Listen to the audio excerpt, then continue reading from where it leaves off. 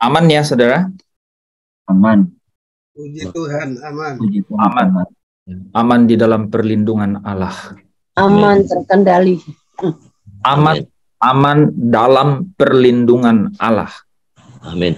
Jadi kalau saya bilang aman, saudara, jawabannya cuma satu. Aman dalam perlindungan Allah.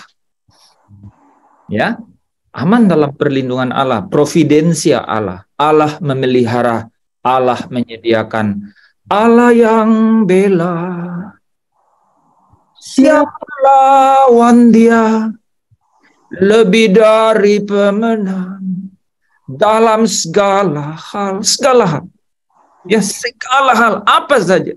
Saudara kemudian respon, ku pasti dapat. Ya, ku pasti dapat. Aku pasti bisa. Ya.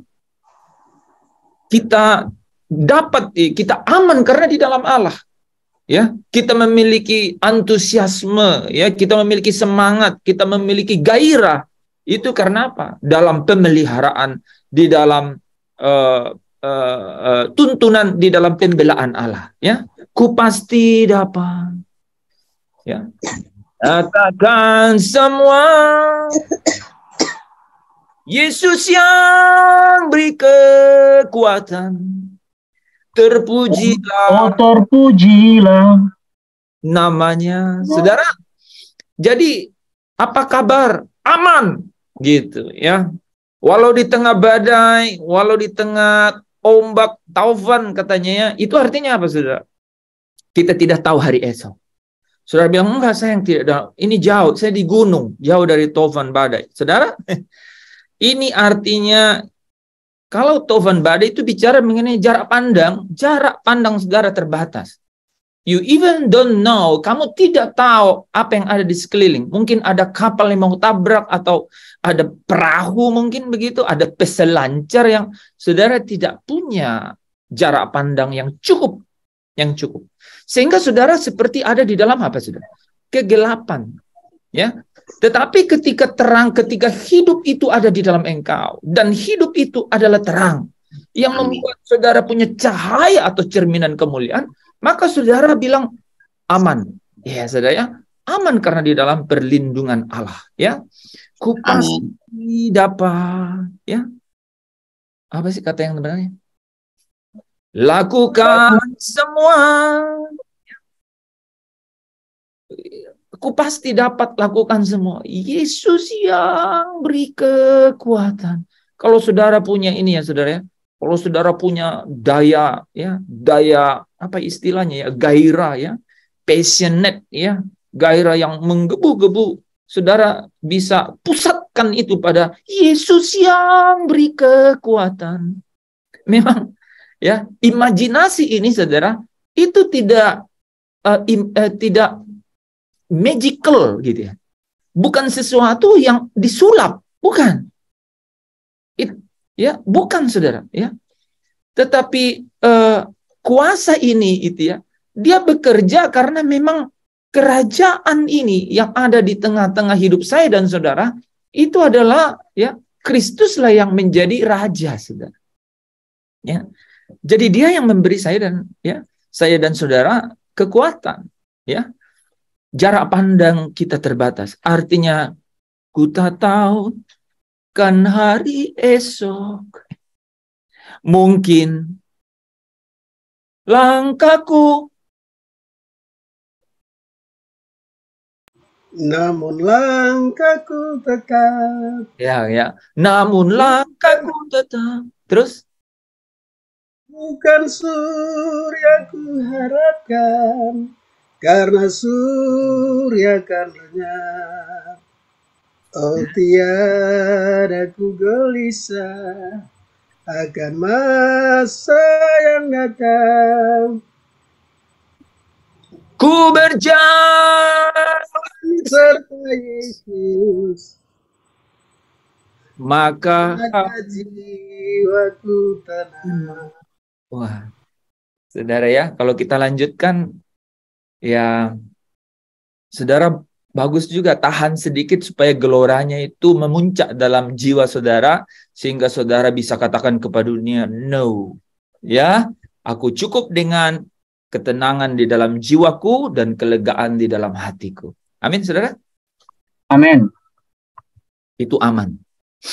Ya, aman di dalam providensia Allah, pemeliharaan Allah. Oke, saudara, ini bukan karangan puisi, saudara ya, atau filsafat ya, filsafat yang diatur sedemikian rupa sehingga menenangkan jiwa. Seperti ini, saudara ya, seperti lihatlah rumput yang bergoyang. Ya, saudara ya, tidak, saudara, sama sekali tidak.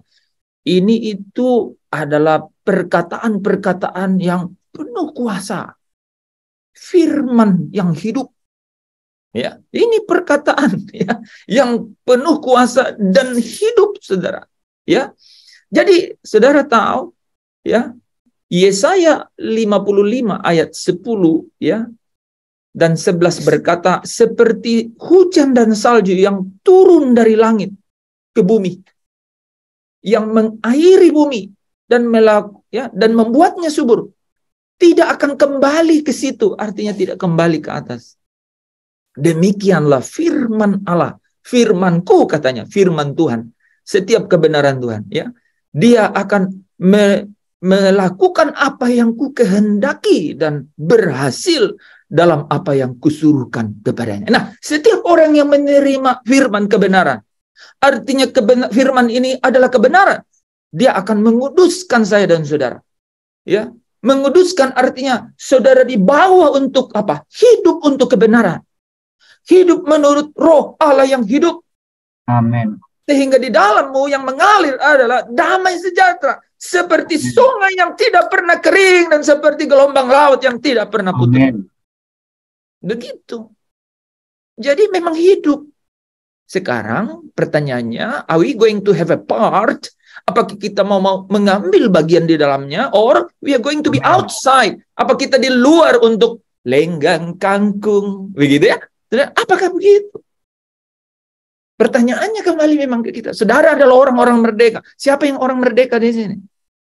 Boleh lambaikan tanganmu, angkat tanganmu. Yang punya, nggak punya tangan lagi saya. Ya saudara, ya, ya. Sampai Asnat pakai tangan buatan. Mantap Asnat. Ya, itu artinya Asnat ini udah digital banget ya. Ini lambaikan tangan, dia pakai tangan digital yang ada dalam Zoom. All right, ya, all is good, ya. Oke, ya memang penuh, kayaknya hidup Asnat penuh dengan emoji, simbol-simbol. Nggak apa-apa, asal tidak palsu, ya, saudara ya. Oke, harus ini ya, saudara ya, harus genuine, ya. Artinya apa? Dari dalam hati yang tulus, ya. Saudara yang dikasihi Tuhan, jadi, ya, ketika Roh Allah itu hidup di dalam engkau, maka inilah ya yang diinginkannya itu adalah apa? Damai sejahtera, ya. Damai sejahtera, saudara, ya. Dia akan membuat apa? Pikiranmu tenang dan apa? Jiwamu lega, ya. Nah, malam hari ini, saudara ya, malam hari ini tuh kita santai aja ya malam hari ini. Kemarin udah serius, kita santai, benar-benar harus santai, relax, karena ini adalah refleksi jiwa, saudara. Ini refleksi, bukan jiwa, saudara. Bukan hanya jiwa. Ini adalah refleksi hidup. Ya, hidup yang saya maksud adalah ketika Kristus di dalamnya membawa hidup, dan hidup itu adalah terang manusia dan terang itu bercahaya. Ini yang saya maksud. Jadi ini kita sedang refleksi hidup kita. Ya, kemarin kita sudah belajar mengenai ada satu hak istimewa dan benar-benar spesial. Ya, benar-benar spesial ya. Kalau di menu-menu ya, menu-menu restoran atau menu-menu apa, saudara, itu disebut menu baru, saudara ya. Spesial gitu ya. Biasanya dia bilang ini adalah apa istilahnya itu? Ini adalah referensi dari kokinya gitu. Ya, saudara ya. Nah, iya, betul. Ini adalah referensi dari koki dari surga ya, sang skenario tunggal ya. Pemilik hidupmu dan pengendali semesta. Saya selalu ingat kata-kata itu, saudara ya. Sorga itu adalah pemilik hidupmu dan dia mengendalikan semesta, saudara. Semesta. Bumi di atas, langit di bawah, dan di bawah air di bawah bumi. Coba apa yang kurang? Ya, saudara ya.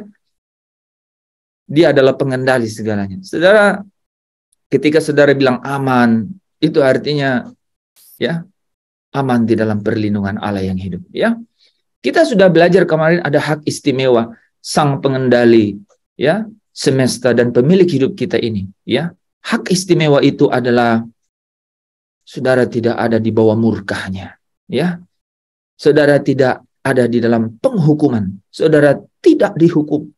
Ya, Roma 8 ayat 1. There is no condemnation who is in Christ. Tidak ada penghukuman kepada orang-orang yang ada di dalam Kristus. Amin. Ya, saudara, itu istimewa sekali. Saudara dan saya sedang berjalan di dalam perjalanan menuju satu tempat yang sangat jelas. Ya, sangat jelas, saudara ya. Satu tempat di mana tempat itu sudah disediakan bagi engkau dan saya, ya. Sudah dirancang sebelum dunia dijadikan, saudara ya. Yaitu di dalam kasih. Di dalam kasih itu artinya di dalam Kristus, ya saudara ya. Nah, kemarin kita sudah belajar kan, hak istimewa itu adalah saudara tidak ada di bawah penghukuman. Kita sudah belajar kenapa bisa itu. Ya, karena Kristus, ya. Roh Kristus yang mana nih? Kristus yang ada di kayu salib? Bukan, saudara. Kristus yang ada di kayu salib itu datang untuk seluruh dunia. Untuk seluruh dunia. Tetapi Kristus yang mana nih? Roh Kristus, saudara. Ya, saudara, yaitu roh Kristus yang ada di dalam engkau dan saya. Wah, kami tadi siang tuh, ya, lumayan panjang, hampir 2 jam, ya. Ya. Jadi kita paralel tadi siang, Pak Terus, ya. Rupanya, ya. Jadi kita diskusi mengenai, wah, saya kan tanya satu-satu. Wah, Kristus, tapi Kristus untuk dunia. Ya. Yohanes 1 ayat 29, lihatlah anak domba Allah yang apa katanya? Yang apa? Yang menghapus dosa dunia. Iya, ya. Lihatlah anak domba Allah yang Yang dosa dunia, ya. Jadi, saudara, bukan Kristus, tetapi roh Kristus. Itu artinya apa, saudara? Ya, itu artinya adalah ketika saya, ini perhatikan baik-baik ya, hanya satu ayat yang bisa bridging itu. Ya, ketika saya menerima, ya, Yohanes 1 ayat 12, tetapi semua yang menerimanya, menerima Kristus, diberinya kuasa untuk menjadi anak. Oke? Ya. Tetapi semua yang menerima, artinya apa? Tetapi semua yang menerimanya, artinya ada yang menolak. Amin. Iya, ya. Kalau saudara lihat di ayat 10 dan 11, tidak mengenal. Ya, ini penting, ya. Tetapi semua yang menerimanya diberinya kuasa untuk menjadi anak. Nah, kalau saudara buka Galatia 4 ayat 6, itu sangat menarik. Ya, saudara coba buka Galatia 4 ayat 6. Ya, bicara mengenai apa? Kalau kamu adalah anak. Wah, saudara ya. Jadi Kristus mati untuk dunia, dosa, ya, menghapus dosa dunia. Sekarang, ya, Yohanes Pembaptis datang berkata, tetapi semua yang menerimanya diberinya kuasa untuk menjadi anak. Dan Galatia 4 ayat 6 katakan apa? Ayo, cepat. Galatia 4 ayat 6 bilang, Dan karena kamu adalah anak, maka Allah telah menyuruh roh anaknya ke dalam hati kita, yang berseru, ya Aba, ya Bapa. saudara lihat ya. Jadi karena kamu adalah anak, maka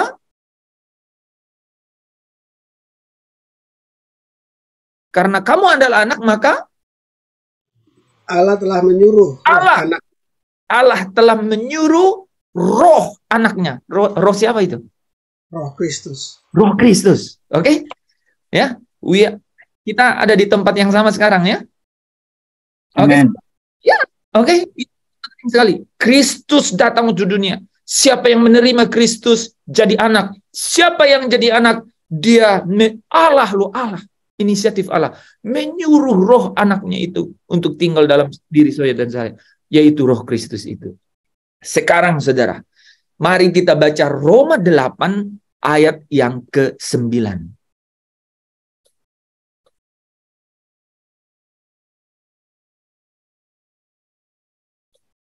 Yanti boleh? Roma 8 ayat yang ke-9. Tetapi kamu tidak hidup dalam daging, melainkan dalam roh. Jika memang roh Allah diam di dalam kamu, tetapi jika orang tidak memiliki roh Kristus, ia bukan milik Kristus. Amin. Ya, saudara ya. Amin ya. Jadi kalau roh Kristus tidak ada di dalam orang itu, maka dia bukan milik Kristus. Saudara bisa mengikuti sejauh ini? Amin. Amin ya. Saudara, jadi tidak ada penghukuman who is in Christ. Di barang siapa yang ada di dalam Kristus. Nah, kita sudah belajar kan? Kita sudah belajar kemarin bahwa bagaimana kita memperoleh itu. Sudah tahu ya? Bukan karena hukum, ya, bukan karena Taurat, tetapi apa? Roh. Ya. Kembali roh itu yang menghidupkan sehingga kamu dimerdekakan ya dari hukum dosa dan hukum maut. Maksudnya apa? Allah mengutus Kristus di dalam daging sehingga tuntutan terhadap hukum itu dikenapi di dalam kita yang Berdosa. yang hidup Menurut roh. tidak menuruti daging tapi Hidup menurut roh. hidup menurut roh. Itu penting sekali. Dan kata-kata itu tidak bisa dilepas dari kata merdeka. Saudara, merdeka artinya punya kemerdekaan, punya kehendak untuk tidak hidup menurut daging. Kalau tidak merdeka, itulah kenapa dikatakan Taurat tidak berdaya terhadap daging. Ya. Oke. Sehingga keinginannya, ya, ini sehingga keinginannya, yaitu keinginan daging itu menjadi apa, saudara? Perseteruan dengan Allah. Ya. Karena apa? Karena keinginan daging ini memang tidak dapat tunduk pada hukum Allah. Ya, memang demikian adanya katanya. Ya. Memang begitulah dia. Ya. Itu kenapa, saudara ya? Ketika orang fail, ya, tidak dapat sempurna melakukan hukum, yaitu janji-janji, yaitu perintah-perintah Allah itu di dalam Taurat, maka tidak ada jalan keluar yang lain. Nggak ada jalan keluar. Nah, di dalam Kristus, ya, di dalam tubuh jasmanianya, ya, mati, saudara, menanggung itu, ya, dan ketika dia bangkit, dia bilang, ya, ini sudah selesai, ya. Nah, saudara yang dikasihi Tuhan, hari ini kita akan belajar mengenai apa, saudara? Bagaimana kita tahu atau ciri-cirinya apa? Nah, menarik ya. Ciri-cirinya apa bahwa kita mendapatkan hak istimewa ini? Yaitu orang-orang yang di dalam Kristus, di mana orang-orang ini tidak ada dalam penghukuman. Artinya apa? Orang-orang ini tidak ada di bawah murka Allah, ya, saudara ya. Oke, kita mulai ya. Ciri-ciri yang pasti. Nah, jadi harus ilmu pasti. Memang pasti, saudara, karena kebenaran itu ya dan amin, ya, saudara. Ciri-ciri yang pasti dari orang yang sungguh-sungguh ada di dalam Kristus Yesus, sehingga mereka dibebaskan dari penghukuman, adalah bahwa mereka tidak lagi hidup menurut daging. Artinya mereka merdeka, ya. Ya, tapi janganlah menggunakan kemerdekaanmu itu sebagai kesempatan untuk berbuat di dalam dosa. Karena kamu bukan orang yang berhutang terhadap daging, katanya ya. Oke? Tetapi hidup menurut roh. Kamu malah berhutang kepada roh, gitu katanya, kan sebenarnya. Ya. Nah, ini yang tadi di Roma 8 ayat 9 dikatakan, saudara. Tetapi kamu tidak hidup dalam daging, melainkan di dalam roh, ya. Jika memang roh Allah diam di dalam kamu, ya. Tetapi jika orang tidak memiliki roh Kristus, ia bukan milik Kristus. Artinya dia bukan anak, saudara, ya. Dia bukan anak, ya. Oke, ya.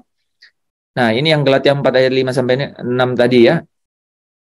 Kristus diutus untuk menebus mereka yang takluk kepada hukum Taurat supaya kita diterima menjadi anak. Nih saudara bisa lihat ya. Ya. Jadi Kristus diutus untuk menebus mereka yang takluk kepada hukum Taurat. Ya.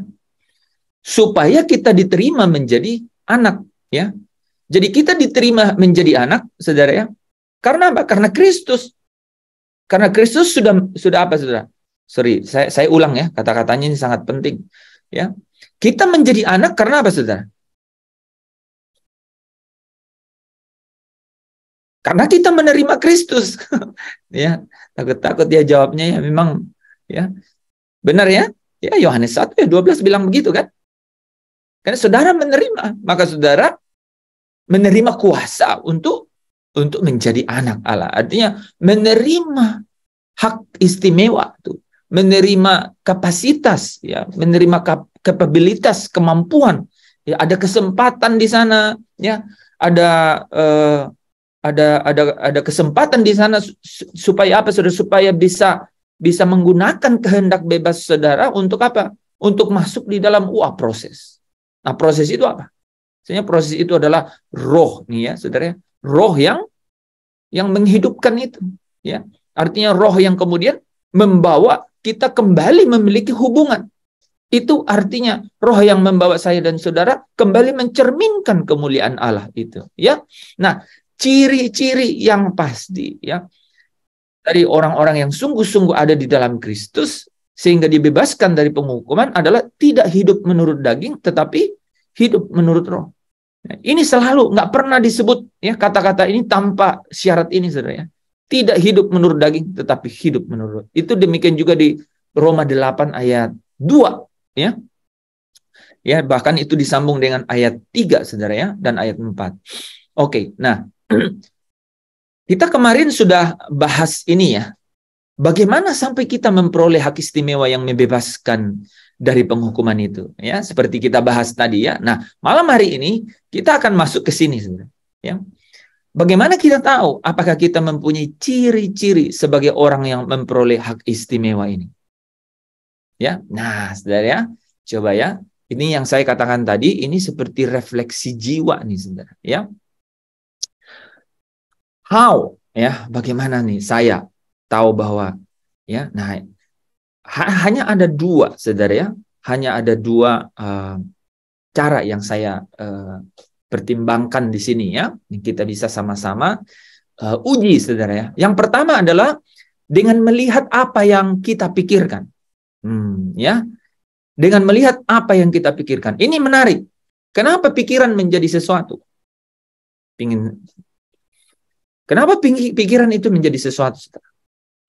Kalau saudara ingat, ya, kita ini hidup dalam perjanjian yang baru, betul nggak? Ya, kita ini hidup dalam perjanjian yang baru. Ya, kalau tidak ada perjanjian, saudara dan saya nggak punya hak gitu.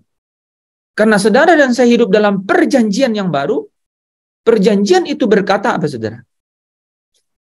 Aku akan menulis hukumku, ya. Di Yeremia dikatakan di dalam batin dan hati mereka. Di dalam Ibrani 8 dikatakan di dalam akal budi dan hati mereka. Kalau dalam Yeremia dikatakan aku akan menulis Tauratku di dalam batin dan hati mereka. Di dalam Ibrani 8 dikatakan, Yeremia 31 tadi ya, Yeremia 31 ya. Di dalam Ibrani 8 dikatakan aku akan menulis hukumku di dalam akal budi dan hati mereka. Jadi penting untuk menguji apa yang ada di dalam akal budi kita, saudara. Ya, di sana hukum ditulis, tapi Paulus berkata begini: di dalam tubuhku ada hukum lain. Kita udah bahas itu ya, hukum yang membangkitkan rupa-rupa keinginan, yang membinasakan, yang menipu kita. Ada hukum lain yang apa katanya? Berjuang melawan apa? Hukum akal budi. Ya, Roma pasal 7 ya. Kalau nggak salah ayat 23 ya. 23-24 ya. Jadi ada hukum-hukum lain yang berjuang melawan hukum akal budi. Nah, di dalam saya dan saudara ya, Yesus berkata, Allah berkata, aku di dalam ini adalah perjanjian yang baru di mana aku akan menulis hukumku dalam akal budi dan hati mereka. Ya. Sehingga kita perlu ya, prosesnya kita sudah bahas ya. Prosesnya kita udah bahas. Ya. Tetapi di sini kita mau tahu nih ciri-cirinya. Makanya kita lihat apa yang ada di dalam akal, di dalam pikiran kita. Ya, ya, apa yang ada di dalam pikiran kita. Nah, ya. Dengan melihat apa yang kita pikirkan. Nah, saudara, bagaimana kita tahu apakah kita hidup menurut daging atau menurut roh? Yang memungkinkan saudara dan saya atau menjadi ciri pasti untuk saudara tidak ada di bawah penghukuman atau tidak ada di bawah murka Allah. Saudara pasti pernah dengar ayat ya, bahwa kita dipanggil di dalam Kristus Yesus bukan untuk menerima murka Allah. Iya kan? Ya, saudara. Ya. Tapi dipanggil di dalam Kristus itu pasti ada, saudara. Ya, kondisinya seperti apa? Kondisinya apa? Ini menarik kan? Bahwa Roh Kristus ada di dalam engkau dan saya. Dan ketika Roh Kristus itu ada di dalam engkau dan saya, artinya apa? Roh itu, ini menarik, ya. Ini harus ya hold di sini nih, ya. Ketika dikatakan bahwa Roh Kristus ada di dalam engkau, maka Roh itu bekerja. Pasti dia bekerja. Dia mengerjakan apa, saudara? Ada yang bisa jawab? Satu kata saja. Menginsafkan. Oke, satu kata yang benar-benar secara keseluruhan. Kebenaran. Apa yang dia kerjakan? Ini kita nih ya. Tadi ingat ya bahwa ketika kamu menerima dia, ya, tetapi semua yang menerimanya diberinya kuasa untuk menjadi anak. Kalau kamu anak, maka Allah menyuruh roh anaknya itu masuk dan berdiam di dalam engkau. Ya, roh anaknya, Roh Kristus. Nah, Roh Kristus ini ingin bekerja untuk apa, saudara? Menginsafkan. Menginsafkan. Terus apa? Selamatkan. Proses apa yang dikerjain Roh Kudus di dalam diri kita? Pengudusan. Pengudusan, saudara. Pasti pengudusan kan? Saudara ingat ya diagramnya ya. Jadi ketika Roh Kristus ini ada dalam kita, maka yang dia kerjakan adalah banyak yang kita sudah pelajari, tapi dalam satu kata itu pengudusan. Dan pengudusan ini membawa kita kemana, saudara? Menjadi serupa dengan Yesus. Ya. Dan itu artinya, saudara ya, dan itu panjang ceritanya ya. Kita kita digiring oleh Roh Kudus ya. Kemudian kita menjadi terbiasa dalam berperilaku peripateo sampai kita seirama dengan Roh Kudus, roh kita itu ya, yaitu apa? Pneumakai stoikomen kan? Jadi stoikeo, saudara, seirama ya. Ketika ini kita lewati, maka apa? Kita pasti menjadi serupa dengan Kristus, membiasakan hidup seperti Kristus, punya habit, becoming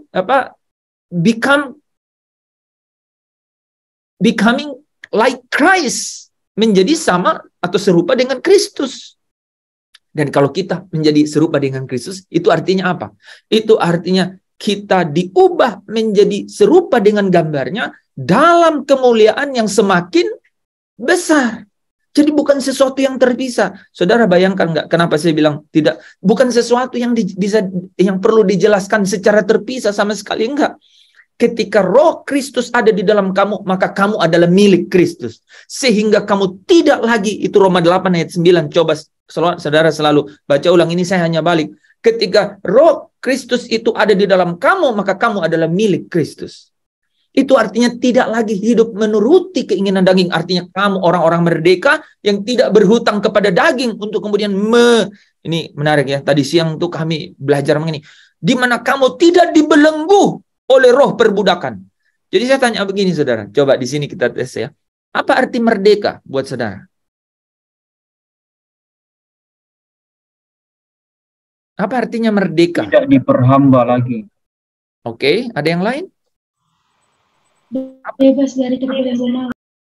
Bebas dari? Terbelenggu maut. Oke, kita gabungkan dua itu ya. Bagus nih ya, Pak Pastor Lepri sama Mira. Jadi merdeka itu artinya bebas. Sederhana dong. Bebas maksudnya apa? Bebas itu artinya tidak terbelenggu. Tidak terbelenggu dari apa? Roh perbudakan. Oke? Itu Roma 8 ayat kamu tidak lagi roh perbudakan sehingga kamu tidak takut lagi, apa di mana itu? 8 ayat 15 ya? Ya, 8 ayat 15. Ya? Harus punya ayatnya, betul ya? Betul. Betul, coba baca Yanti. Sebab kamu tidak menerima roh perbudakan yang membuat kamu menjadi takut lagi, tetapi kamu telah menerima roh yang menjadikan kamu anak Allah. Oleh roh itu kita berseru, ya Aba, ya Bapa. Oke, manjang lagi di situ, tapi saudara kaya sekali itu ayat itu, ya. Jadi merdeka artinya bebas, sederhana, ringan sekali. Makanya saya bilang relax nih ya, bebas, ya. Bebas dari apa? Bebas dari semua yang jahat. Keren itu ya. Lagu itu hafal ya. Serupa dengan gambarmu, sucikanku, kuduskan hatiku, Tuhan. Ubah hatiku seperti hatimu, kudus berkenan bagimu, bagaikan emas yang murni, bentuk hatiku selalu. Ya, nah bagaimana caranya? Biar ku menjadi ciptaan baru, bebas dari semua yang jahat. Bisa begitu? Ya, saudara coba.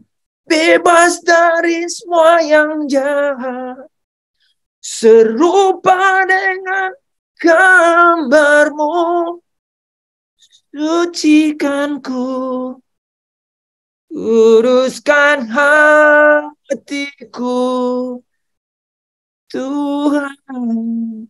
Merdeka artinya saudara bebas dari apa? Dari belenggu, bebas dari ikatan, ya apa? Roh perbudakan. Jadi malam hari ini, whoever, siapapun kita, termasuk saya, pasti selalu dapat intimidasi. Tapi demi Kristus Yesus malam ini, saya sebagai hamba Tuhan mau katakan kepada saya dan kepada saudara sekalian bahwa apa saudara? Kau sudah merdeka di dalam Kristus. Tubuhnya tertombak, tertikam, tergantung hancur di kayu salib. Darahnya tercurah habis. Itu untuk saudara dan saya dimerdekakan. Engkau tidak terbelenggu lagi oleh hidup masa lalu, oleh semua ikatan apapun. In Christ, in the name of Jesus Christ, demi firman Allah yang hidup, malam hari ini kita semua dimenangkan, ya, dikuduskan, dibebaskan. Saudara bebas. Disinilah kemerdekaan itu di dalam Kristus. Amin. Ya, saudara bebas di dalam Kristus. Ya, oke. Artinya saudara tidak terbelenggu. Artinya saudara apa saudara? Tidak lagi dibelenggu oleh roh perbudakan. Nah, di sini memiliki kemerdekaan untuk apa, saudara? Hati-hati. Galatia pasal 5, kalau tidak salah katakan, jangan gunakan kemerdekaan itu untuk kesempatan berbuat dosa malah.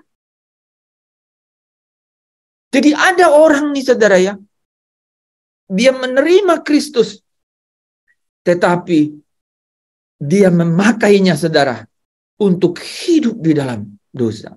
Dan Itu artinya dia tidak dapat dibaharui. Itu artinya apa? Itu artinya Kristus tidak bekerja di dalam dia. Ya, kenapa saya katakan begitu? Artinya apa? Dia tidak ikut tuntunan Roh Kudus. Itu artinya apa, saudara? Dia mendukakan Roh Kudus. Dia memadamkan suara Roh Kudus yang membawanya kepada kebenaran. Dan saudara, itu artinya berbahaya. Dia bisa saja, saudara, sampai menghujat Roh Kudus. Dan itu artinya dia tidak punya kesempatan lagi untuk kembali.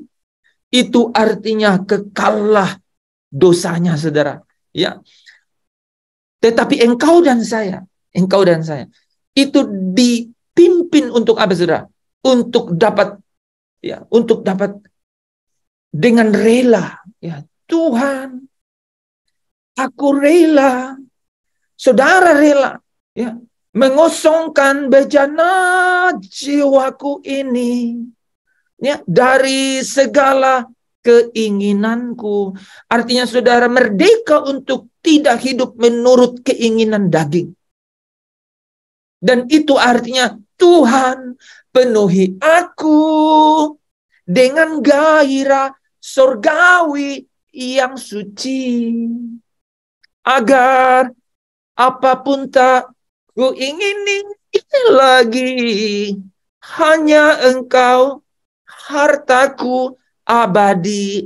Jadi saudara dan saya kemudian kalau dengan rela dituntun oleh Roh Kristus ini, maka engkau tetap ada di dalam Kristus.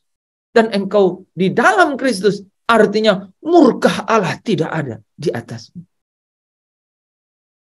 Amin, saudara. Amin.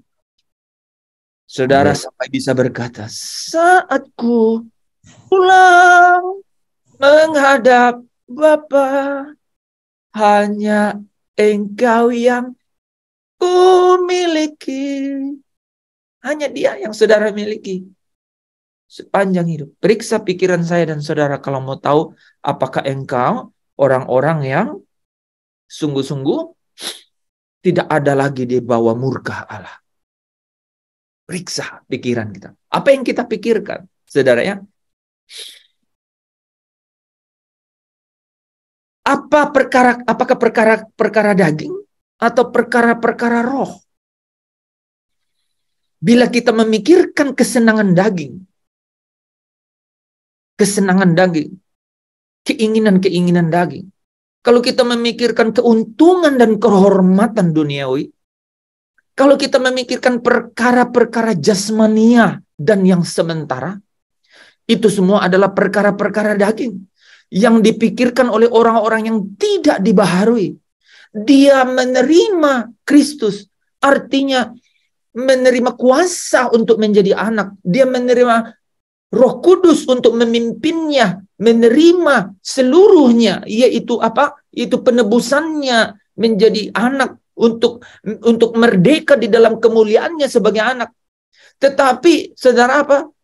Karena dia memikirkan perkara-perkara daging, dia menggunakan kemerdekaan itu untuk kesempatan, untuk kesempatan berbuat dosa. Maka orang-orang ini nggak bisa dibaharui. Dia mendukakan roh, ya, dia memadamkan roh, saudara, ya. Tetapi bila, saudara, kita memikirkan perkenaan Allah, nah ini yang sering hari Rabu, hari Jumat, saudara, coba ekspresikan kan, kita memikirkan perkenaan Allah, bagaimana supaya hidup berkenan bagi Allah, ya, memikirkan kelegaan hati, ketenangan jiwa, ya, kerinduan akan hidup yang kekal, ya. Itu semua perkara-perkara roh, ya, yang sungguh-sungguh dipikirkan oleh mereka yang hidup menurut roh. Dia memiliki kerinduan, ya, kerinduan yang amat sangat, ya. Saudara bisa ekspresikan, ya, itu perkara-perkara roh. Saudara memiliki kerinduan, Tuhanlah yang menjadi kebahagiaan hidupmu. Tuhan dan kerajaannya yang menjadi kekayaan di dalam hidupmu, kan? Dia yang menjadi kesukaan. Ya. Ku ingin selalu bersekutu denganmu, menikmati hadiratmu, biarkan rohmu tinggal dalam hidupku, sungguh indah bersamamu selamanya. Jadi atmosfer batinnya berbeda, ya. Ini ciri, saudara. Ini ciri. Sejak di bumi ini, saudara pasti tahu saudara ada apakah orang-orang yang berkenan di hadapan Allah. Saudara bisa rasakan, ya. Yang menjadi kerinduanmu itu adalah, saudara bisa rasa ini. Coba rasa, saudara bisa tangkap perasaan saya, ya. Frekuensi ilahi ini, saudara, ya. Ku ingin selalu bersekutu denganmu. Itu yang menjadi, saudara, kerinduan kita senantiasa. Ya. Sehingga tadi pagi itu, ya, kita belajar mengenai penantian yang sejati. Ya. Penghiburan dalam penantian. Wah, tapi harus bahas dulu penantian apa, ya? Ku nanti engkau, Allah kuasa, dalam kemuliaan yang kudus. Jadi imajinasi, jelajah imajinasi kita itu adalah ku nanti engkau, Allah kuasa, dalam kemuliaan yang kudus. Kita sedang dibawa pada satu kota yang kudus, gitu. Tanah air surgawi, di mana katanya kota itu penuh dengan kemuliaan Allah. Satu penantian, ya, yang benar-benar punya pengharapan, saudara. Ada kuasa yang dikerjakan oleh sang skenario tunggal kehidupan. Amin, saudara, bisa tangkap, ya, bisa ikut, ya. Ya, amin. Saudara dan saya bisa menikmati itu, ya. Jadi ada satu apa yang ada di dalam pikiran kita. Itu benar-benar kita harus setiap hari. Nah, inilah yang disebut transformasi hidup. Ya, ini yang disebut kita diubah, ya, diubah. Manusia jasmania kita ini semakin merosot, tapi manusia batinia kita itu semakin dibaharui dari sehari ke sehari. Ya, kita bukan orang yang tawar hati, kata Paulus, ya. Di dalam keadaan yang serba, saudara, ini adalah pencobaan, ya. Derita itu mau timbul karena saudara dicobai sebenarnya, saudara, ya. Saudara dicobai, artinya saudara di dalam kemerdekaan sebagai anak-anak Allah, saudara masih di tengah-tengah. Bahkan saudara tahu, tubuh fana ini melekat. Sehingga tubuh fana ini, wah, saudara kalau baca sekali lagi Roma 7, itu membangkitkan rupa-rupa keinginan. Jadi keinginan itu sudah jelas ada di sana. Tapi kalau dia dibangkitkan rupa-rupa keinginan, kemudian saudara, iblis, ya, penguasa penghulu, pemerintah, roh-roh jahat, kemudian membuahinya itu, saudara, ya. Itu, saudara, jadi dosa, saudara. Tetapi kalau saudara dan saya, ya, memikirkan perkara-perkara, ya, perkara-perkara yang di atas, ya, perkara-perkara yang menuntun kita kepada hidup, ya, perkara-perkara yang menuntun kita kepada kerinduan akan kota kudus. Itu pasti, ya, saudara bisa rasakan, saudara di dalam perjalanan dari kemuliaan yang satu kepada kemuliaan yang semakin besar. Amin, saudara. Ya, ciri, ya, ciri, saudara, firman Tuhan menjelaskan kepada kita bahwa kamu tidak lagi hidup menurut daging, tapi menurut roh. Apabila roh Allah itu sungguh-sungguh ada di dalam kamu. Bila roh Kristus, ya, ada di dalam kamu, yaitu Allah menyuruh roh anaknya, yaitu roh Kristus, untuk berdiam di dalam kamu, maka, ya, maka saudara apa? Kamu adalah milik Kristus. Itu artinya saudara menerima Kristus, artinya engkau di dalam Kristus. Dan kalau ada rohnya di dalam engkau, berarti Kristus ada di dalam engkau. Amin, saudara. Nah, ya, Amin. saudara akan menerima yang namanya kemuliaan, ya. Nah, saudara yang dikasihi Tuhan, ya. Jadi apa yang dipikirkan orang? Apa yang dipikirkan orang? Itulah dia. Jadi kita bisa lihat di dalam pikiran kita, ya. Saudara tahu nggak, ya? Ketika kita dikatakan kita mencerminkan kemuliaan Allah, saudara ya, ketika kita dikatakan kita mencerminkan kemuliaan Allah, itu karena ada kasih karunia. Itu karena ada kasih karunia. Tetapi ketika kita dikatakan memiliki kemuliaan yang semakin besar, itu artinya pembaharuan apa yang ada di dalam hidupmu dan hidupku, di dalam jiwa kita. Itu artinya seberapa intensitas atau kualitas saudara dan saya menjadi serupa dengan gambar Kristus. Serupa dengan Kristus. Diperbaharui sama seperti Kristus. Itu adalah kemuliaan yang semakin besar. Itulah kita. Kita tidak punya andil terhadap kasih karunia. Itu adalah pemberian Allah. Sehingga engkau kembali memiliki apa saudara, ketika engkau percaya, engkau dimeterai dengan roh, sehingga engkau memancarkan kemuliaan. Itu bicara mengenai ketika engkau terima Kristus, dia itu, di dalam dia ada hidup, dan hidup itu adalah terang, dan terang itu bercahaya. Ya, engkau mencerminkan kemuliaan. Tetapi ketika saudara kalau percaya, kalau perhatikan 2 Korintus 3 ayat 18 dikatakan apa? Dan kita ini mencerminkan kemuliaan. Tetapi karena kemuliaan itu datangnya dari Tuhan yang adalah roh, maka kita diubah menjadi serupa dengan gambarnya dalam kemuliaan yang semakin besar. Apa yang dipikirkan orang, itulah jati dirinya.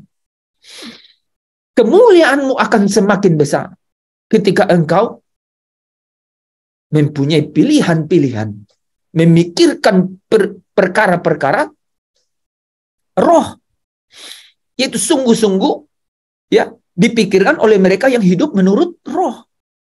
Ya, pikiran kita adalah hal-hal yang kita pikirkan. Ya saudara ya, pikiran kita adalah hal yang kita pikirkan. Pikiran apa? Seperti yang kita jelaskan tadi. Apakah perkenaan Allah yang kita perkarakan? Apakah mengenai kelegaan hati, ketenangan jiwa, gitu ya, kerinduan akan hidup yang kekal, ya? Itu yang menjadi perkara-perkara roh. Ya, kemana pikiran-pikiran kita paling senang kita, ya, melayang, gitu, saudara? Ya? Kita senang untuk berimajinasi, ya. Apa yang paling memuaskan pikiran kita? Ini jadi penting. Apa yang paling memuaskan pikiran kita, ya? Oke. Nah, saya lanjut saudara. Pikiran adalah, saudara perhatikan, pikiran adalah tempat bersemayam hikmat. Ya. Ke arah rencana-rencananya dan rancangan-rancangannya. Apakah kita lebih perhatikan sesuatu untuk dunia atau menurut roh dan jiwa kita? Ini saudaranya, apakah kita lebih memperhatikan sesuatu mengenai perkara-perkara yang tadi kita sudah bahas, atau mengenai perkara-perkara roh? Ya, apa yang roh dan jiwa kita ini sekarang ya? Ketika hukum Allah itu ditulis di dalam akal budi dan di dalam hati. Kalau saudara bisa lihat satu contoh Matius 16 ayat 23, waktu itu Petrus, ya. Petrus berpikir untuk apa saudara? Ketika Yesus datang, dia akan melepaskan mereka dari ya, beban-beban dunia, saudara. Ya, ya. Mereka menjadi orang-orang yang kemudian ya memiliki kehormatan dunia. Saya bahas dalam konteks kita ya. menerima hal-hal yang kaitannya dengan yang di sini, di bumi ini. Dan saat itu Yesus langsung menghardik iblis yang ada di Petrus, katakan, enyahlah iblis, apa? Satu batu sandungan bagiku, sebab engkau bukan memikirkan apa yang dipikirkan Allah, melainkan apa yang dipikirkan manusia. Ya, ini hikmat, itu saudara ya. Kalau saudara punya hikmat ilahi, ya, ini kemudian saudara bisa bayangkan, ya, seolah-olah rohani, tetapi apa saudara? Seolah-olah, ya, seolah-olah apa ya saudara ya? Seolah-olah tidak salah, tetapi bukan tujuan Allah di dalam diri kita.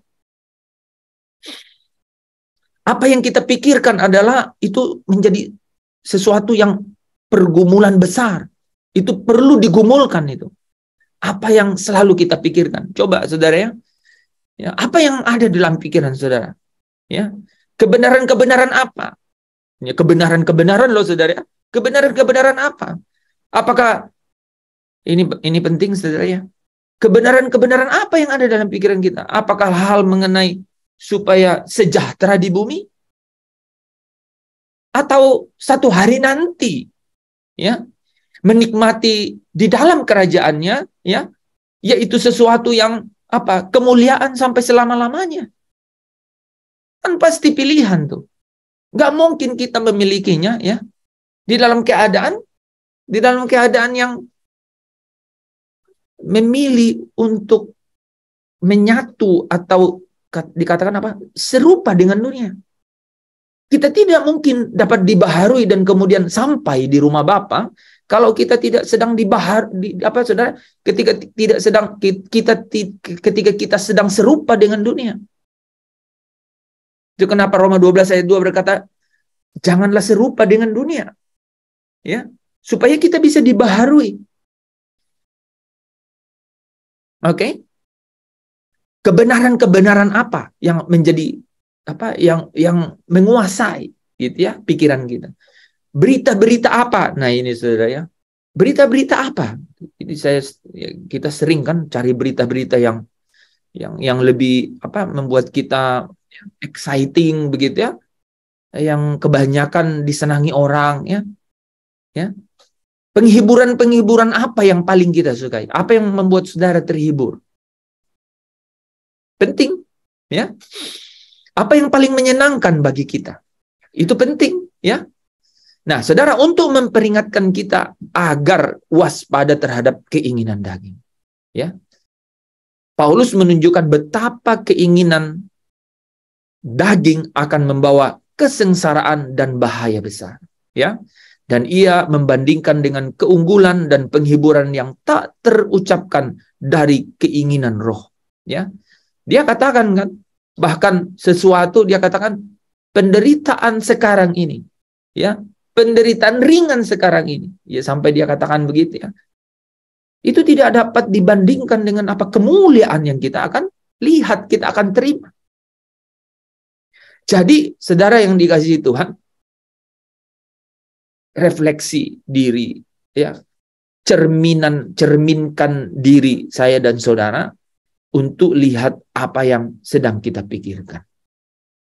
Karena itu akan membawa kita kepada satu refleksi diri, apakah kita merdeka? Kemerdekaan kita ini benar-benar tidak lagi menuruti apa yang diinginkan oleh daging, tetapi sungguh-sungguh hidup untuk kebenaran. Artinya hidup menurut roh. Kata hidup di situ, saudara, itu dipakai kata peripateo. Itu artinya apa? Terus menerus, work in cycle. Dia terus menerus. Ya. Mungkin ada karakter di bagian ini, mungkin ada di bagian lain, mungkin ada di dalam bagian yang sama, tetapi semakin diubahkan, gitu ya. Sebelumnya berkata mungkin yang ini saja yang bohong, tetapi semakin meningkat, ya. Dia punya kepekaan, mana kehendak Allah, mana yang sempurna, bukan hanya apa yang berkenan. Oke. Nah, ini adalah proses pengudusan. Sehingga pengudusan itu, saudara kalau baca di kitab Ibrani pasal 10, maka Iya, Yesus yang sudah menguduskan mereka itu, apa katanya? Dia menyempurnakan ya mereka yang dikuduskannya. Sampai kalau saudara perhatikan di Roma pasal 10 ya. 10 apa 12 ya. Kamu tidak datang lagi kepada gunung, bicara mengenai perjanjian yang pertama. Gunung Sinai. Tapi kamu datang kepada bukit. Bukit. Bicara mengenai Bukit Sion. Kalau saudara baca Wahyu 14 ayat 1. Bukit Sion. Di Bukit Sion itu anak domba berdiri bersama dengan apa? Dengan pengikutnya. Kamu datang kepada Bukit Sion. Ke tempat di mana apa katanya? Orang-orang benar yang sudah disempurnakan. Jadi orang benar tuh harus disempurnakan.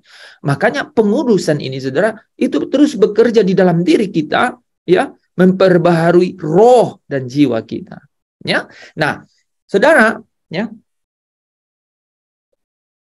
inilah ciri-ciri, ya, yaitu apa yang ada dalam pikiran kita, saudara. Ya, apa yang ada dalam pikiran kita. Ini pentingnya dengan melihat apa yang kita pikirkan. Ya, apakah keinginan daging, ya, atau keinginan roh. Nah, ini saya ya bahas agak ini ya, saudara, agak detail nih ya.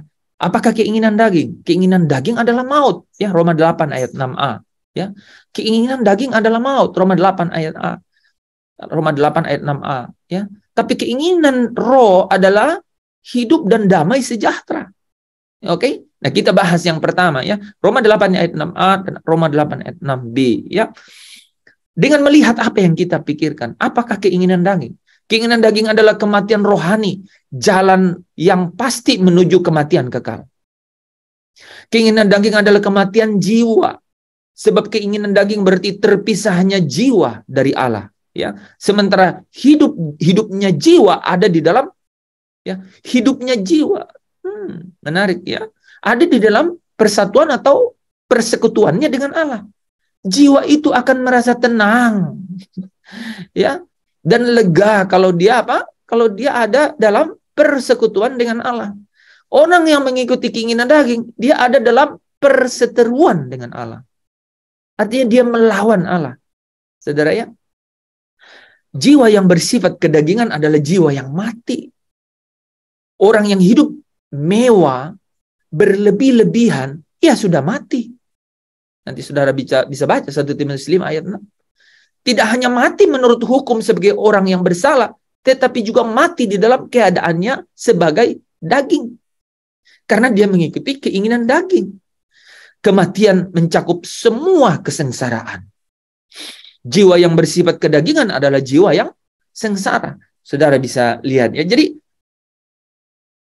keinginan daging itu tidak berakhir dengan sesuatu yang damai sejahtera. Tidak berakhir dengan hidup, berakhir dengan kematian. Di sini disebut berakhir dengan kematian. Di sini dijelaskan tercakup di dalamnya apa saudara? Kesengsaraan, semua kesengsaraan. Ya, tidak ada dosa yang gratis. Ya, tidak ada pemberian dari penguasa angkasa, roh jahat yang gratis. Ya, pasti dengan apa saudara? Dengan dengan tumbal, saudara ya. Artinya saudara harus bayar kembali, saudara ya. Nah, dengan melihat apa yang ada di pikiran kita, apakah keinginan daging? Ya, karena keinginan daging itu adalah permusuhan terhadap Allah. Roma 8 ayat 7.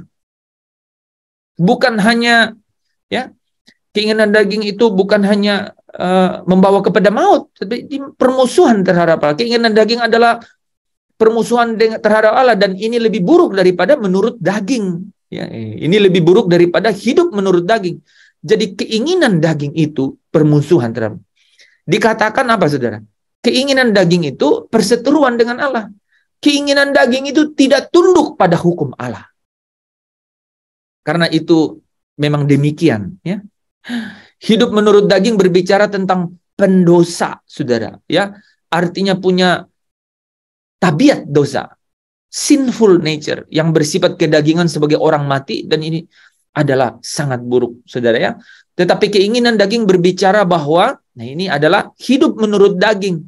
Ini keinginan daging itu berbicara bahwa dia adalah manusia iblis ya bukan hanya musuh, tetapi juga permusuhan itu sendiri. Ini bukan hanya berarti terasingnya jiwa dari Allah, tetapi juga perlawanan jiwa menentang Allah. Ini saudara perhatikannya. Ini orang yang saudara ya benar-benar mendukakan Roh Kudus, memadamkan roh, ya, sampai-sampai dia bisa ini nih, menentang Allah. Ia memberontak terhadap apa? Terhadap Allah yang berkuasa itu, terhadap rancangannya, menentang apa yang ya sampai dikatakan meludahi wajahnya dan menginjak-injak bagian utamanya. Itu sampai ya kalau saudara perhatikan itu menginjak-injak anak Allah, ya. Adakah permusuhan yang lebih besar daripada ini, katanya? Musuh bisa saja berdamai, ya, tetapi permusuhan ini tidak. Ya, betapa hal ini harus membuat kita rendah hati dan waspada terhadap keinginan daging, ya. Karena keinginan daging itu tidak tunduk pada hukum Allah. Oke. Jadi jangan hidup menurut daging, ya. Apalagi kalau saudara benar-benar ya ada di dalam keinginan daging itu, ya. Apa keinginan daging itu? Keinginan daging adalah permusuhan dengan Allah. Akankah kita menumbuhkan dan memanjakan sesuatu yang merupakan permusuhan terhadap Allah?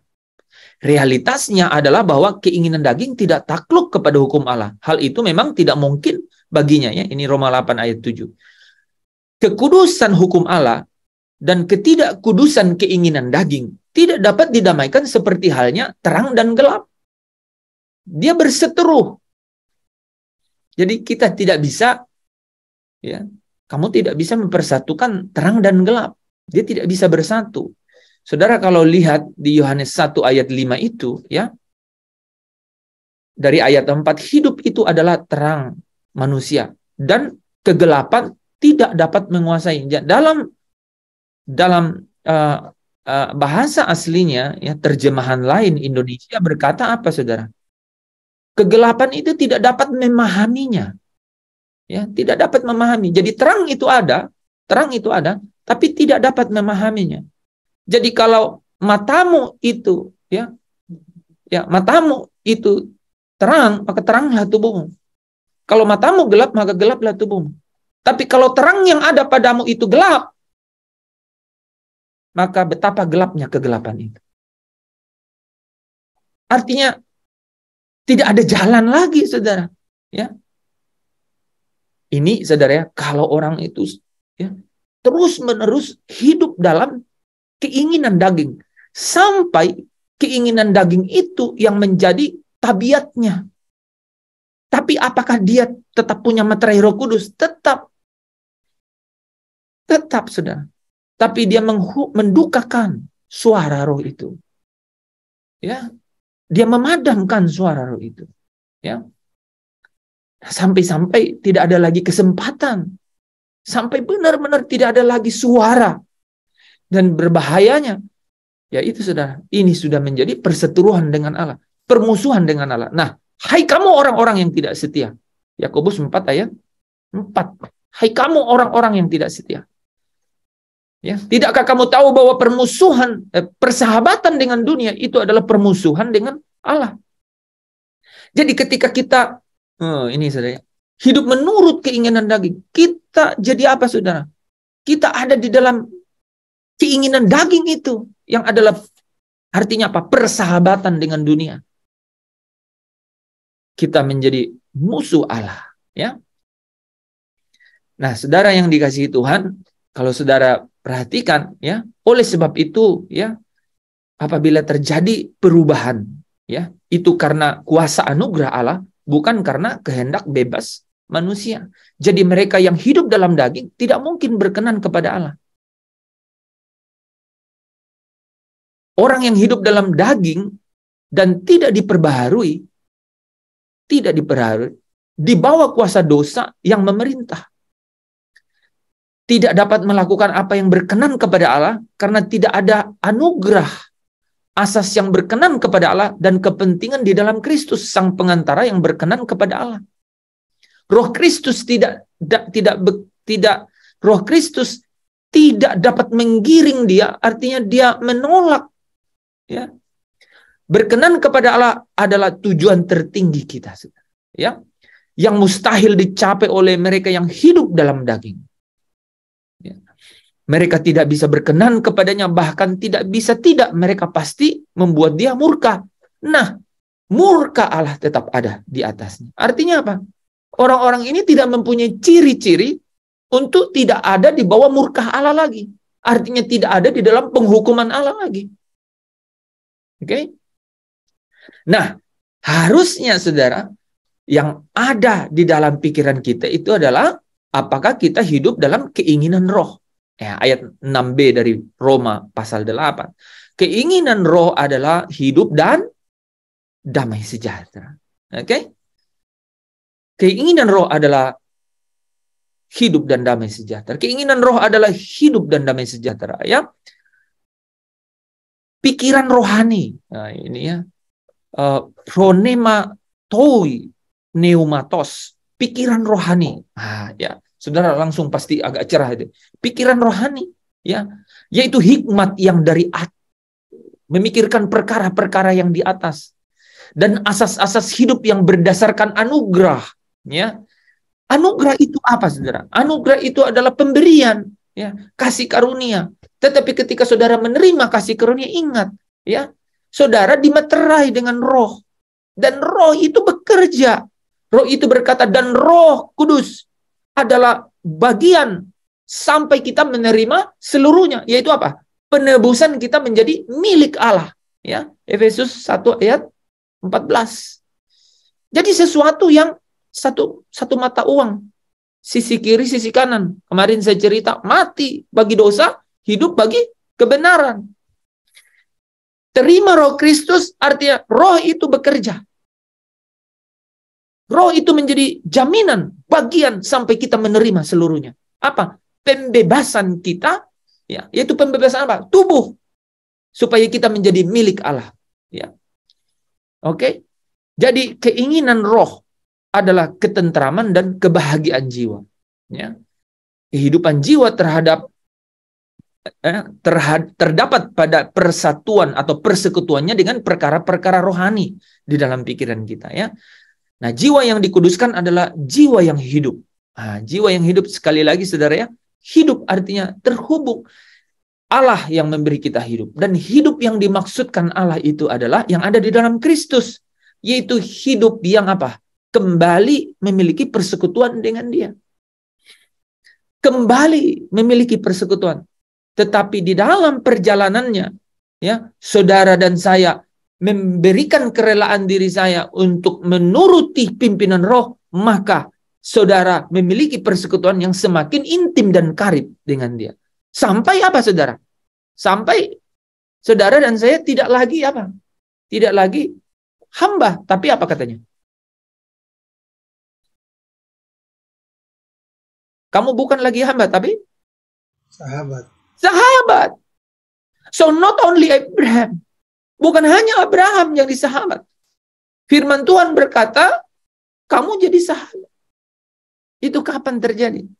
Ketika saudara dan saya terus mau digiring oleh Roh Kudus. Setelah saudara ditenggelamkan dalam penguasaan Roh Kudus, dibaptis Roh Kudus. Dan kemudian akhirnya saudara dari setiap karakter-karakter hidup, itu saudara terbiasa dengan cara hidup bagaimana Roh Allah memimpin. Paripateo. Ini Roma 8 itu pakai kata peripateo itu. Artinya apa? Terbiasa berperilaku hidup. Terbiasa membiasakan diri. Sampai saudara benar-benar satu irama. Stoikomen. Dengan Roh Allah yang hidup. Dan itu artinya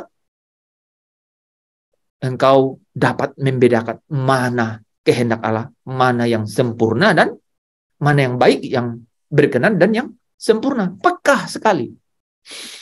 Ya, pekah sekali. Engkau bukan orang-orang yang hidup di bawah murka. Amin. Haleluya, ya. Ya, di beberapa menit terakhir saudara, ya, kita selesaikan di sini, ya, bahwa keinginan roh adalah kehidupan dan damai sejahtera. Nah, ya, ini ya.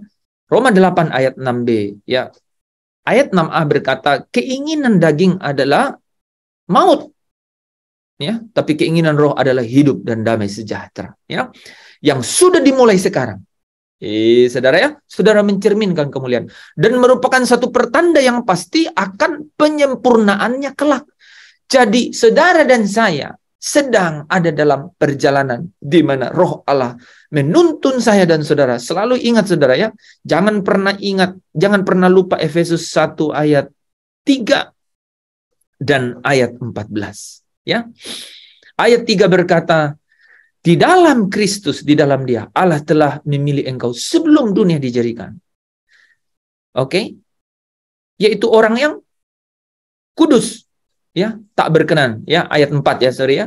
Efesus 1 ayat 4 ya. Ya, menjadi kudus, ya, menjadi kudus tak bercacat. Nah, ya, Kolose 1 ayat 22 berkata, di dalam tubuh jasmanianya Kristus dalam kematiannya menempatkan engkau kudus, tak bercacat dan tak bercela. Ya.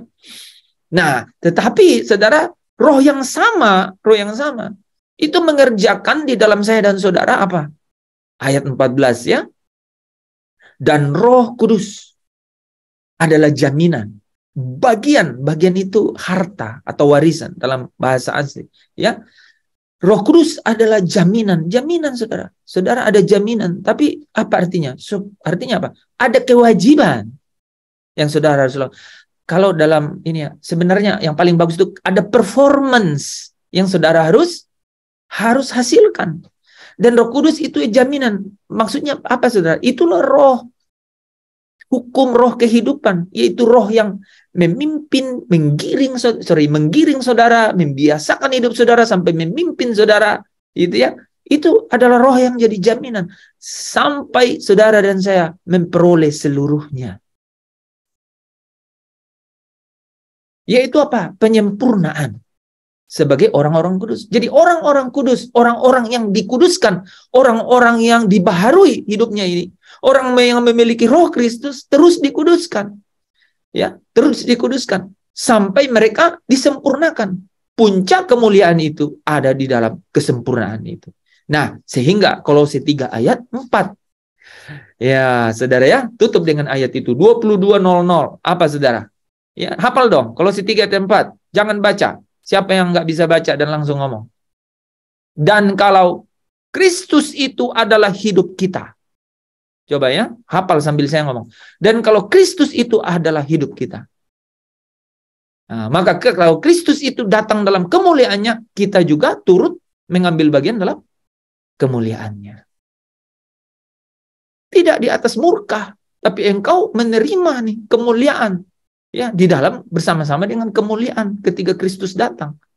Dan saudara kalau baca di Injil ya, ketika Kristus datang dalam kemuliaannya, itu Bapa dan malaikat-malaikatnya juga turut di dalam kemuliaan itu. Artinya apa saudara? Bapa melihat saya dan saudara di dalam Kristus. Kolose 3 ayat 3. Engkau dan saya tersembunyi bersama-sama dengan Kristus bagi Allah. Nah, firman ini kebenaran, firman ini adalah hidup dan berkuasa. Amin. Mari kita berdoa. Bapa di dalam kerajaan surga, kami datang kepadamu dari tempat dimanapun kami berada. Karena kami dibangkitkan oleh satu keyakinan akan kebenaran bahwa sungguh-sungguh kami yang menerima Kristus adalah orang-orang yang kembali dapat berseru kepadamu ya Abah, ya Bapa. Bapa kami, di mana kami hidup di dalam tuntunan roh-Mu sendiri. Sehingga kami dari hari ke hari dibaharui dan dibaharui. Kami sedang mengerjakannya di dalam hidup kami. Sampai kami sungguh-sungguh menerima kemuliaan yang semakin besar itu. Supaya kami di dalam hidup ini sungguh-sungguh. Karena kalau kami tidak sungguh-sungguh, kami tidak didapati sempurna. Artinya kami tidak ada di dalam Kristus. Artinya murka itu ada di atas kami. Tetapi kalau kami sungguh-sungguh hidup di dalam kekudusan, dikuduskan, artinya hidup dituntun oleh Roh Allah yang hidup. sampai kami benar-benar mencapai kesempurnaan di dalam pengudusan ini, maka kami pastilah orang-orang yang mendapat bagian, yaitu harta, yaitu warisan, bagian di dalam kekudusan Allah, bagian di dalam kemuliaan. Terima kasih Bapak untuk kebenaran ini. Tuntun kami Pak, tidak ada yang mustahil. Bagi manusia mustahil, tapi tidak demikian bagi Allah. Kami mau untuk terus berjuang sampai sungguh-sungguh. Kami tidak ada lagi di bawah murka-Mu, tapi kami sungguh-sungguh ada di bawah kemurahan, kekayaan kesabaran-Mu. Sungguh-sungguh ada di bawah kesempurnaan akan pengudusan itu. Sampai sungguh-sungguh kami dapat mengambil bagian di dalam kemuliaan ketika Kristus datang yang adalah hidup kami. Malam hari ini kami datang dengan berkat Tuhan. Bapak Ibu, arahkan hatimu kepada Allah. Allah yang menganugerahi engkau dengan segala kesabarannya, kekayaan, kemurahannya.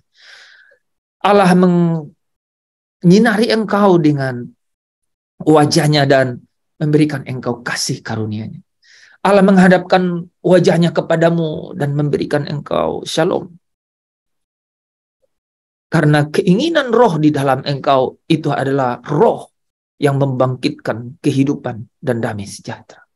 Di dalam roh Allah sendiri, ketika engkau diangkatnya jadi anak, memanggilnya Aba, Bapa, maka engkau di dalammu ada roh Allah yang hidup, yang menghibur, menuntun engkau mulai hari ini, esok, sampai selama-lamanya, sampai Maranatha, sampai engkau dan saya menyongsong Dia di awan-awan.